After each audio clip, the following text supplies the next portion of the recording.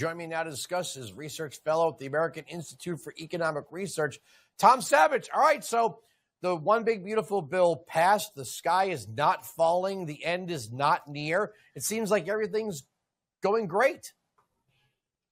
Oh, that's what we're seeing here is with this big, beautiful bill, there's, of course, good, there's bad, and there's ugly parts. And the good parts, there's a lot to cheer for.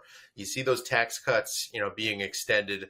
We're seeing a lot of course corrections on Medicaid, which if you know Washington, it is extremely difficult to stop something once the momentum's gained. So making a lot of those course corrections there are really amazing. And that is really something to cheer for. But of course, we've got a long road ahead to fix these programs. But we're starting to get on the right path there. Look, I've said it. I think Republicans are going to come to regret this $1,000 baby bond. I don't see that panning out very good. I mean, what would a President Buttigieg do with that? Look, that's one of the things I totally disagree with. But we needed these tax cuts to continue. But as far as the job numbers go, the tariffs are not destroying the country. The Congress can come back at a later date and pull out some of the things that we know are not good. They can rescind certain provisions. They could rethink this baby bond thing. There's a lot of things they could do after the fact. But if the taxes went up 68% for the majority of Americans, it would be terrible. Oh, definitely. But I think with those job numbers, too, we have to be a little careful and look under the hood. Where were the sectors that were growing the most in this recent jobs report? Unfortunately, we see it in state and local government, and we see it in healthcare, which is an industry, although considered private, is heavily subsidized by government. Government's heavily involved in it. And other industries are kind of playing as, not hiring, not firing, and they're kind of waiting and seeing to see how these trade deals roll out. And so hopefully we get some good news on that front in the next month, and companies are more eager to hire, more eager to expand when that uncertainty subsides.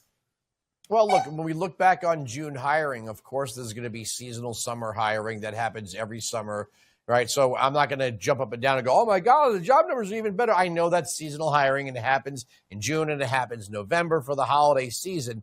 But it does seem like the sky is not falling, right? I mean, we were told that the end was near, and it's not. The end is not near. And with the foreign investment coming into the United States, that's going to create even more jobs.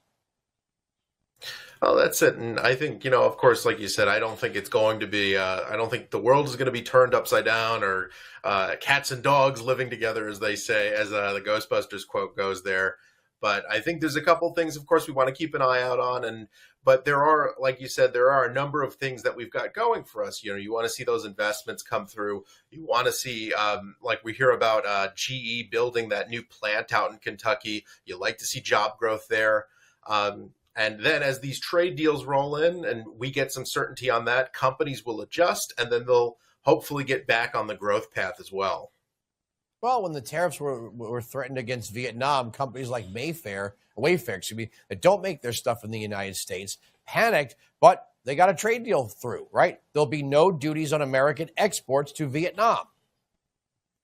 Yeah, exactly. And well, that was, of course, that we got that happy ending there with Vietnam. I think really the key thing there is more the uncertainty than anything else. It's the waiting and seeing. It was the deadlines, and then the deadlines getting pushed back at the last minute.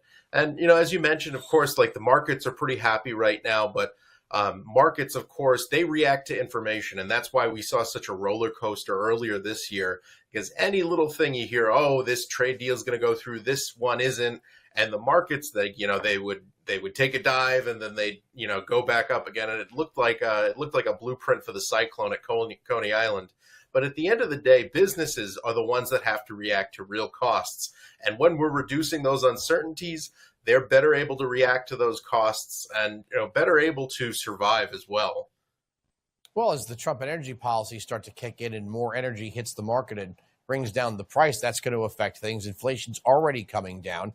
I mean, none of this stuff was, even if President Trump said it, nobody really thought on day one or in the first, 2 or 3 months. It does take time, but it seems like everything is trending in the right direction. Again, the one big beautiful bill had some things in it that I didn't like, But I also have to look at it like, okay, well, it's the real world and it's Washington, D.C. And what's the big thing? The big thing was the tax increases. Yeah, that's right, Andrew. And I think to your point too, saying that there's we're headed in the right direction. You think about it being Independence Day weekend. There's a long time between the signing of the Declaration and the final British surrender at Yorktown in 1781. And they were headed in the right direction in 1776, but of course they had a lot of ups and downs. There was a long road ahead. And of course, success is never guaranteed. But if we can stick through it and we can follow through on these good changes that are coming through, the prize will be our freedom. The prize will be prosperity.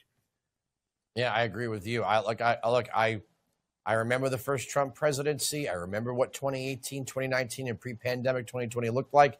If they could keep all those policies and get it right, I think we'll be going great guns going into the midterm elections. I got to leave it there. Thank you so much. Have a great weekend. You too, Andrew. Happy Independence Day.